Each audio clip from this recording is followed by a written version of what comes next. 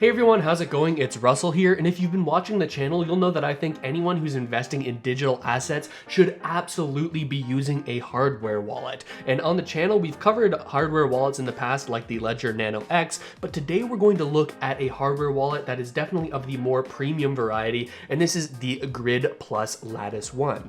This hardware wallet comes in a completely unique form factor and has a number of features and use cases that simply don't exist with other hardware wallets. So in today's video, we're going to be unboxing this unit right here. I'll be walking you through the setup process, and at the end, we're going to talk about some more features and things you need to know if you're currently trying to decide between buying a Lattice1 or one of its competitors like a Ledger or a Trezor. And if you want to follow along with me, there's a link where you can get more information all about the Lattice1 right down there in the description. And as a quick disclaimer, when I told Grid Plus that I was planning on making this video, they offered to send out this product for review, but I'll do my best not to let that influence my opinions and my thoughts in the way that I lay them out to you. First, let's take a closer look at what comes inside of the box. I'll take this off. It seems it slides up just like this, and oh, okay, there we have the product itself. This is the Grid Plus Lattice1. We'll slide the unit out and see if we can see if there's anything else inside of this box. I'll place that right there, and taking a closer look, it looks like there is some more inside of this box.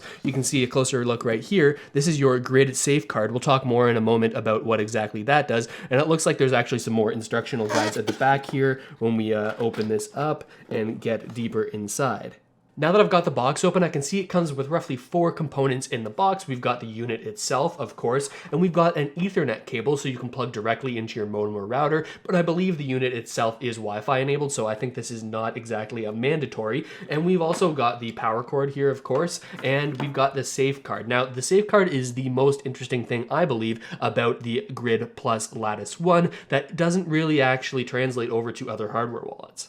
The idea behind the Safecard is that you should be able to use it to back up your seed phrase of your wallet, and potentially, if you have multiple Safecards, use them as different accounts or different wallets if you so choose. Or if you have multiple Safecards, you could also back up the same wallet to multiple cards so that you can store these in multiple different safe locations. Now with the supplied power cord, we'll just plug this in and get the Lattice1 powered up. Should just take a quick second here, and we should go into a boot up phase. And there we go, we've got the Grid Plus actually starting to boot up here. You'll go through this initialization phase where you'll see this load bar, but you only have to do this the very first time you power up your Grid Plus. Once you're through that initialization phase, you can see here we're able to actually start setting up our Lattice1, and it's very easy to go through this setup process, largely because this is a touch screen.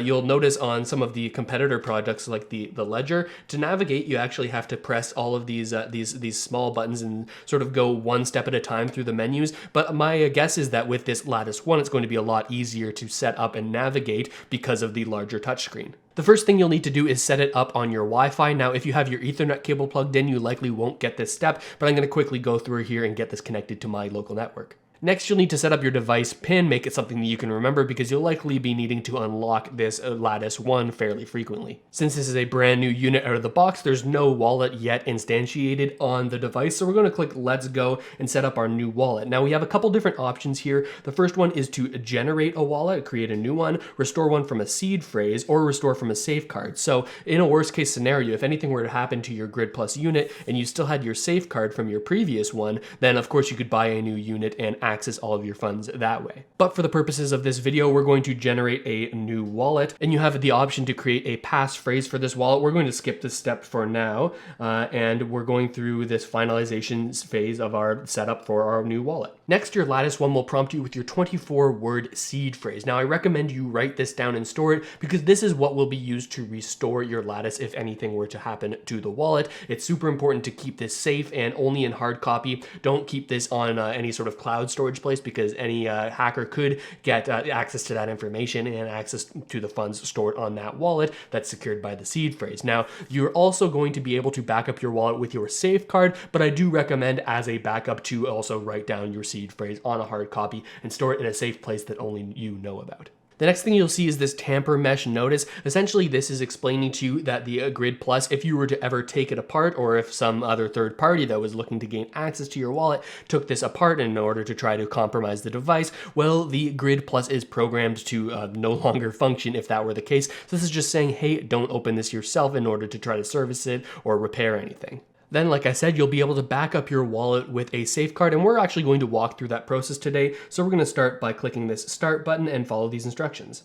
It'll prompt us to find our Safecard and then tell us to insert it into the Lattice1, just like you would insert into a debit card reader when you're purchasing something. You do the same with your Safecard here. Again, some future use may be to actually pay with crypto in the future if this could be later turned into a point of sale unit. Then it'll prompt you to create your new PIN for this individual Safecard. Once you set up your PIN, you can then select yes when you want to back up your wallet, and it will take a moment here to do so. Now that your setup is finished, you'll be directed back to this home menu where you can check in on your Safecard addresses, manage your wallets, manage your permissions, and go through a various number of settings here that you can see right here. You can do software updates, check on the Wi-Fi status, change your PIN, amongst a number of other features here. And if we go back to the main menu once more here, you'll notice here that you can see and view your various Safecard addresses. Now, this does bring up the one thing that we need to talk about with the Grid Plus Lattice1. It's only effective with the Bitcoin network and the Ethereum network.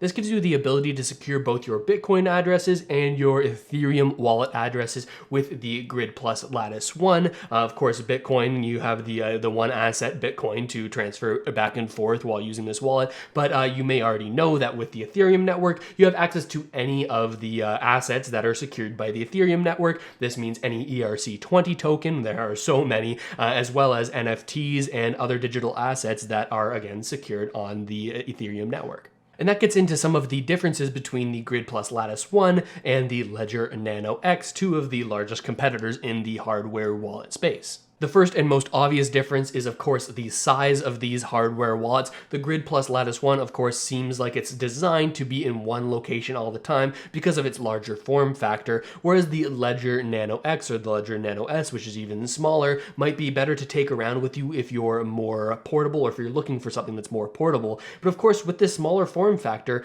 comes some downsides that are solved by the Grid Plus Lattice1. The fact that the Ledger Nano X's screen is so small, and the same goes for the Ledger Nano S, means that anytime you're interacting with a smart contract on the Ethereum network or any other chain, all of your contract data that you're double checking to make sure, hey, this is actually what the action I want to properly perform. When you're double checking that, you have to scroll through and only see a little bit of data at a time, and it's not the most legible on the ledger. Whereas with the Lattice1, anytime you're interacting with a smart contract, be it on the Ethereum mainnet or potentially a layer 2 like Arbitrum or Optimism, you can see all of the contract data right there on the screen, the touch screen here. So you can scroll through that and double check that it's actually the transaction that you want to submit. On top of the various security measures that the Grid Plus Lattice1 uses to make sure that your wallets are super secure, again, there's a link in the description if you want to find out more. The other major difference between the Ledger Nano X and the Grid Plus Lattice1 is this whole Safecard system,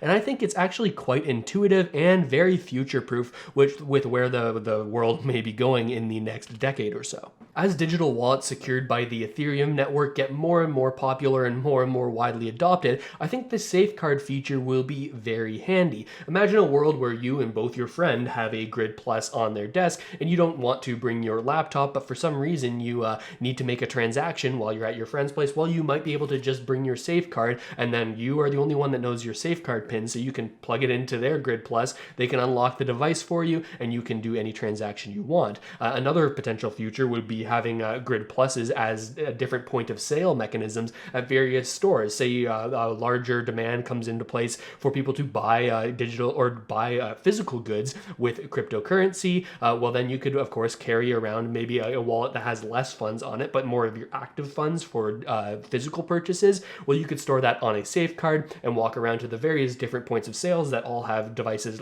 much like the Grid Plus Lattice1. You can put in your smart or your Safecard and then use that Safecard to actually transact while you're out and about and don't have access to your home station where you would typically use and sign transactions from. The other difference is, of course, the price. With the Grid Plus, you're paying for quite the premium product and premium security, and that is $349. And I believe this is listed in American, while over here for the Ledger Nano X, that's $159 Canadian. The conversion's a little bit wonky, but the point here is that the Ledger is a fair amount cheaper than the Grid Plus Lattice1. But in my eyes, what's more important than the retail price is the use case and how you're actually going to be using your device. If you're someone who just plans on buying some cryptocurrency, wants to store it in a cold storage wallet and then not touch it, not interact with it, not transact with it, then maybe the Ledger would be better for you because of the smaller UI and the lower price point. But here with the Grid Plus, I think especially for people like me who are constantly interacting with the Ethereum blockchain, maybe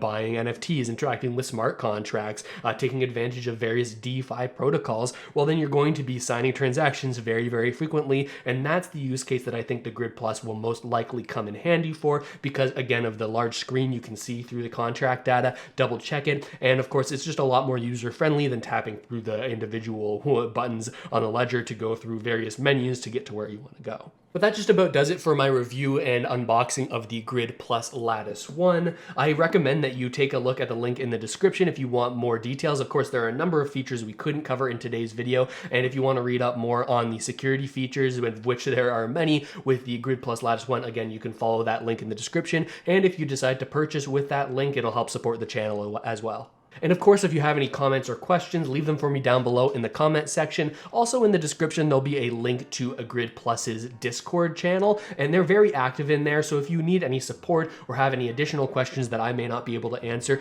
they're extremely, extremely responsive and so easy to work with. So check out that Discord link down there as well. But with all of that said, thanks so much for watching, everybody. I really hope this video has helped you out at least a little bit, and I'll see you next time.